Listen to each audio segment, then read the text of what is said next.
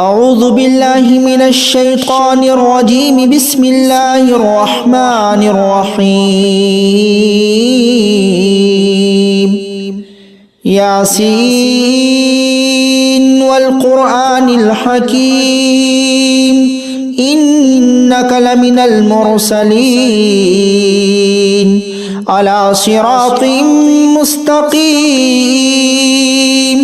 تنزيل العزيز الرحيم لتنذر قوما ما أنذر آباؤهم فهم غافلون لقد حق القول على أكثرهم فهم لا يؤمنون إنا جعلنا في أعناقهم أغلالا فهي إلى الأذقان فهم مقمحون وجعلنا من بين أيديهم سدا ومن خلفهم سدا فأغشيناهم فهم لا يبصرون وسواء عليهم أنذرتهم أم لم تنذرهم لا يؤمنون إنما تنذر من اتبع الذكر وخشي الرحمن بالغيب فبشره بمغفرة وأجر كريم إنا نحن نحيي الموتى ونكتب ما قدموا وآثارهم وكل شيء أحصيناه في إمام مبين واضرب لهم مثلا أصحاب القرية إذ جاءها المرسلون إذ أرسلنا إليهم اثنين فكذبوهما فعززنا بثالث فقالوا إنا إليكم مرسلون قالوا ما أنتم إلا بشر مثلنا وما أنزل الرحمن من شيء إن أنتم إلا تكذبون قالوا ربنا يعلم إنا إليكم لمرسلون وما علينا إلا البلاغ المبين قالوا إنا تطيرنا بكم لئن لم تنتهوا لنرجمنكم وليمسنكم منا عذاب أليم قالوا طائركم معكم أئن ذكرتم بل أنتم قوم مسرفون وجاء من أقصى المدينة رجل يسعى قال يا قوم اتبعوا المرسلين اتبعوا من لا يسألكم أجرا وهم مهتدون وما لي لا أعبد الذي فطرني وإليه ترجعون أأتخذ من دونه آلهة إن يردني الرحمن بضر لا تغني عني شفاعتهم شيئا ولا ينقذون إني إذا لفي ضلال مبين إني آمنت بربكم فاسمعون قيل ادخل الجنة قال يا ليت قومي يعلمون بما غفر لي ربي وجعلني من المكرمين وما أنزلنا على قومه من بعده من جود من السماء وما كنا منزلين إن كانت إلا صيحة واحدة فإذا هم خامدون يا حسرة على العباد ما يأتيهم من رسول إلا كانوا به يستهزئون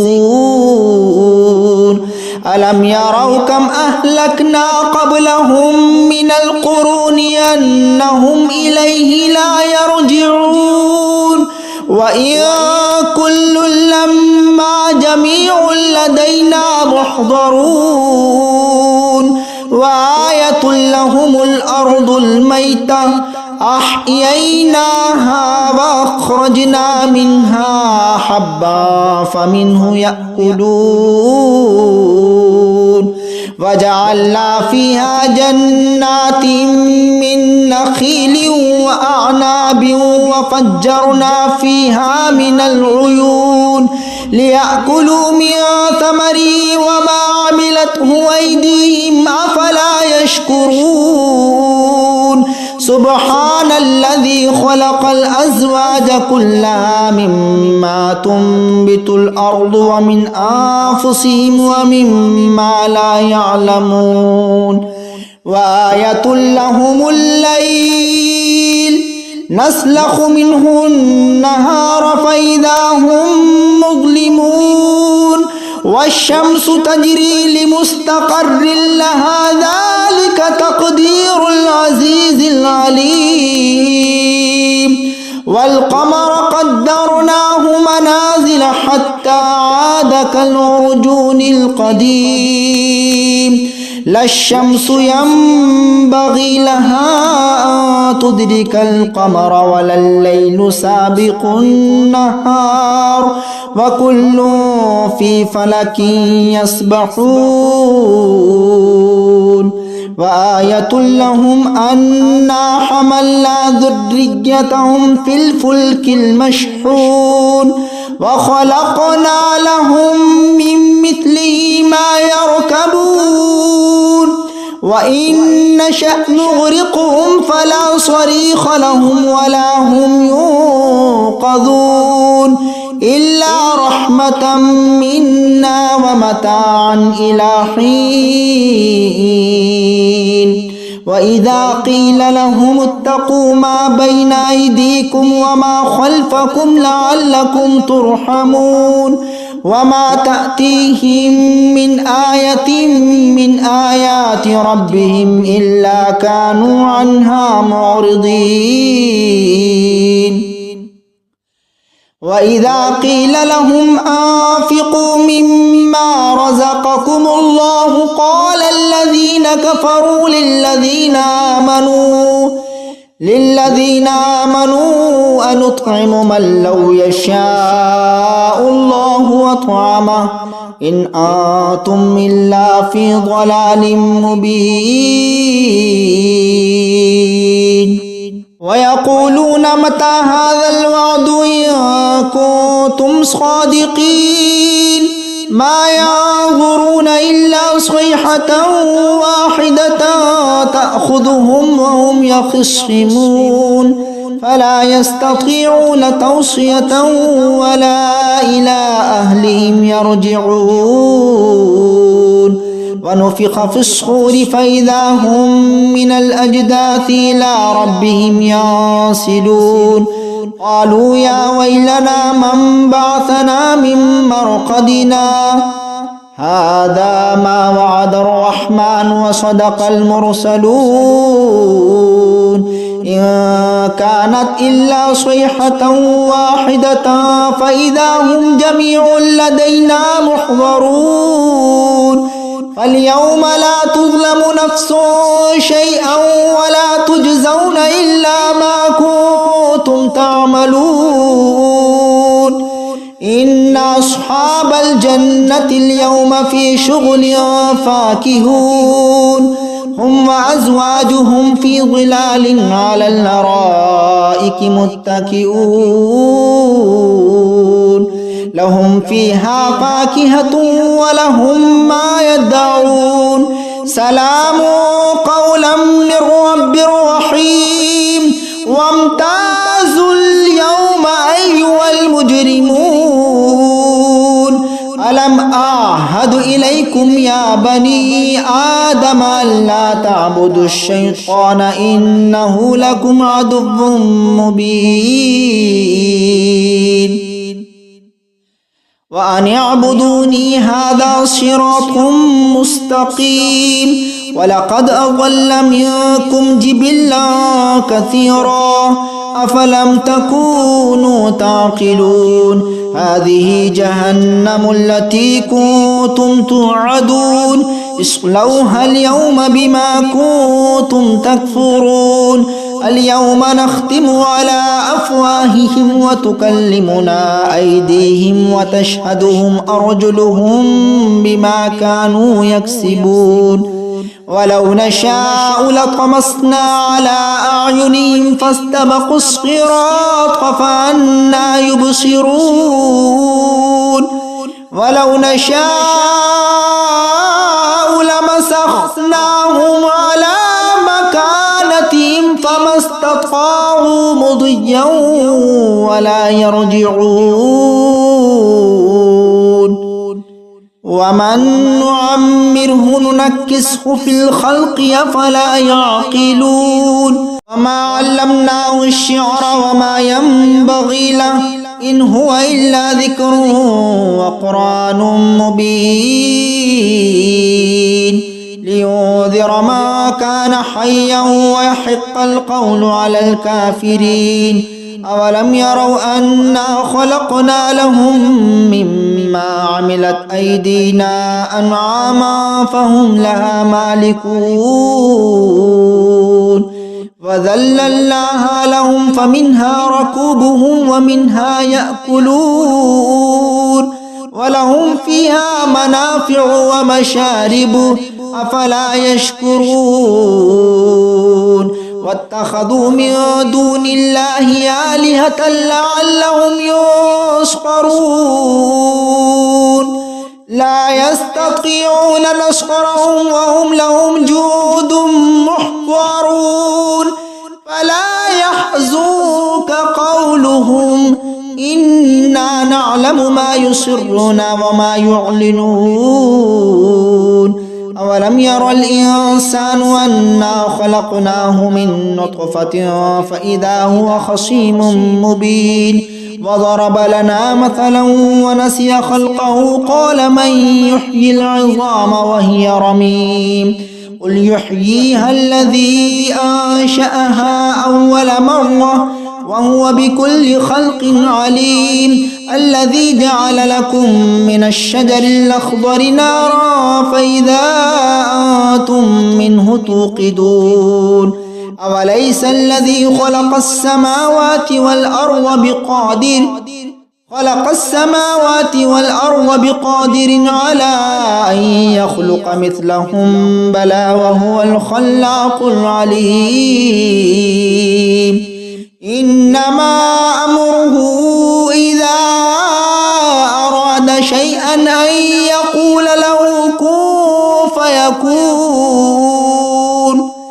فسبحان الذي بيده ملكوت كل شيء وإليه ترجعون بسم الله الرحمن الرحيم الرحمن علم القرآن خلق الإنسان علمه البيان الشمس والقمر بحسبان والنجم والشجر يسجدان والسماء رفعها ووضع الميزان ألا تطغوا في الميزان وأقيموا الوزن بالقسط ولا تخسروا الميزان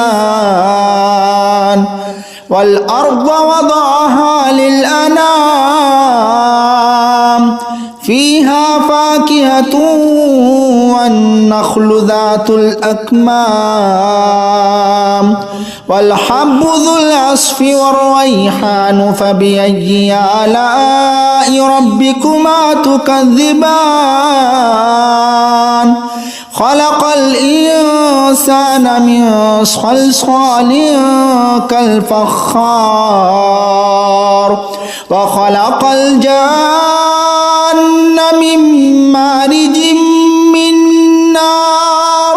فبأي آلاء ربكما تكذبان رب المشرقين ورب المغربين فبأي آلاء ربكما تكذبان مرج البحرين يلتقيان بينهما برزخ لا يبغيان فبأي آلاء ربكما تكذبان يخرج منهما اللؤلؤ والمرجان فبأي آلاء ربكما تكذبان وله الجوار المنشآت في البحر كالأعلام فبأي آلاء ربكما تكذبان كل من عليها فان ويبقى وجه ربك ذو الجلال والإكرام فبأي آلاء ربكما تكذبان يسأله ما في السماوات والأرض كل يوم هو في شأن فبأي آلاء ربكما تكذبان سنفرغ لكم أيها الثقلان فبأي آلاء ربكما تكذبان يا معشر الجن والإنس إن استطعتم أن تنفذوا من أقطار السماوات والأرض فانفذوا لا تنفذون إلا بسلطان فبأي آلاء ربكما تكذبان يرسل عليكما شواظ من نار ونحاس فلا تنتصران فبأي آلاء ربكما تكذبان فإذا انشقت السماء فكانت وردة كالدهان فبأي آلاء ربكما تكذبان فيومئذ لا يسأل عن ذنبه إنس ولا جان فبأي آلاء ربكما تكذبان يعرف المجرمون بسيماهم فيؤخذ بالنواصي والأقدام فبأي آلاء ربكما تكذبان هذه جهنم التي يكذب بها المجرمون يطوفون بينها وبين حميم آن فبأي آلاء ربكما تكذبان ولمن خاف مقام ربه جنتان فبأي آلاء ربكما تكذبان ذواتا أفنان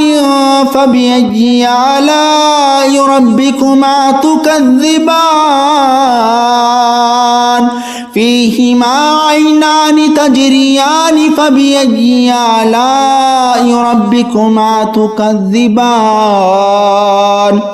فيهما من كل فاكهة زوجان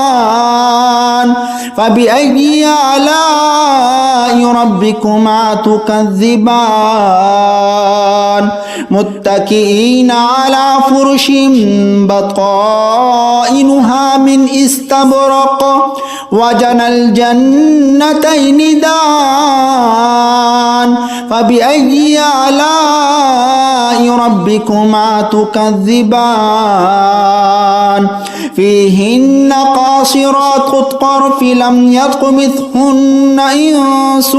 قبلهم ولا جان فبأي آلاء ربكما تكذبان كأنهن الياقوت والمرجان فبأي آلاء ربكما تكذبان هل جزاء الإحسان إلا الإحسان فبأي آلاء ربكما تكذبان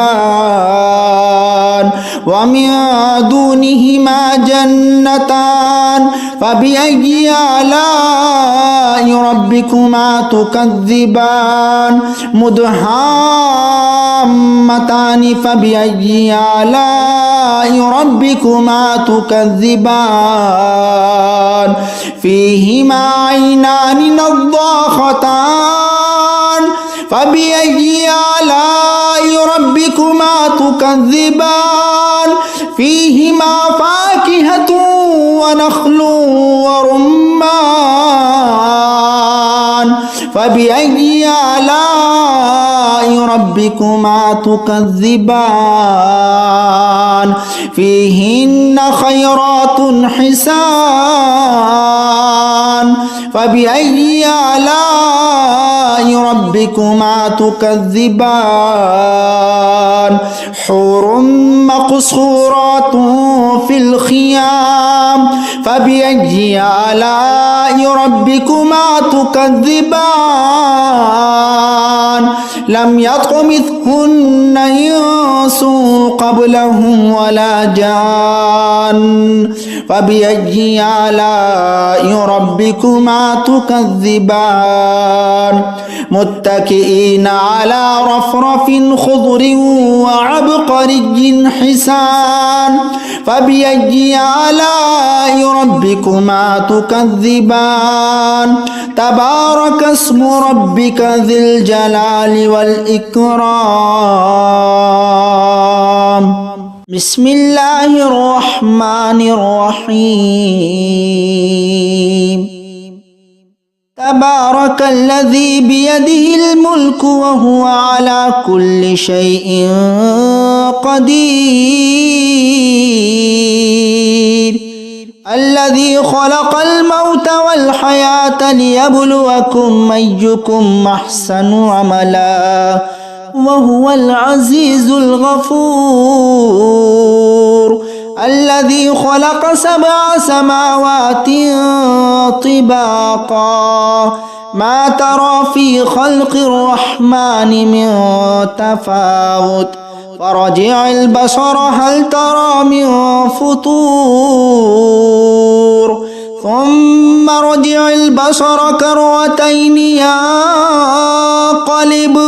ينقلب إليك البصر خاسئا وهو حسير ولقد زينا السماء الدنيا بمصابيح وجعلناها رجوما للشياطين وأعتدنا لهم عذاب السعير وللذين كفروا بربهم عذاب جهنم وبئس المصير إذا ألقوا فيها سمعوا لها شهيقا وهي تفور تكاد تميز من الغيظ كلما ألقي فيها فوج سألهم خزنتها ألم يأتكم نذير قالوا بلى قد جاءنا نذير فكذبنا وقلنا ما نزل الله من شيء إن أنتم إلا في ضلال كبير وقالوا لو كنا نسمع أو نعقل ما كنا في أصحاب السعير فاعترفوا بذنبهم فسحقا لأصحاب السعير إن الذين يخشون ربهم بالغيب لهم مغفرة وأجر كبير وأسروا قولكم أو اجهروا به إنه عليم بذات الصدور ألا يعلم من خلق وهو اللطيف الخبير هو الذي جعل لكم الأرض ذلولا فامشوا في مناكبها وكلوا من رزقه وإليه النشور أأمنتم من في السماء أن يخسف بكم الأرض فإذا هي تمور أم أمنتم من في السماء أن يرسل عليكم حاصبا فستعلمون كيف نذير ولقد كذب الذين من قبلهم فكيف كان نكير أولم يروا إلى الطير فوقهم صافات ويقبضن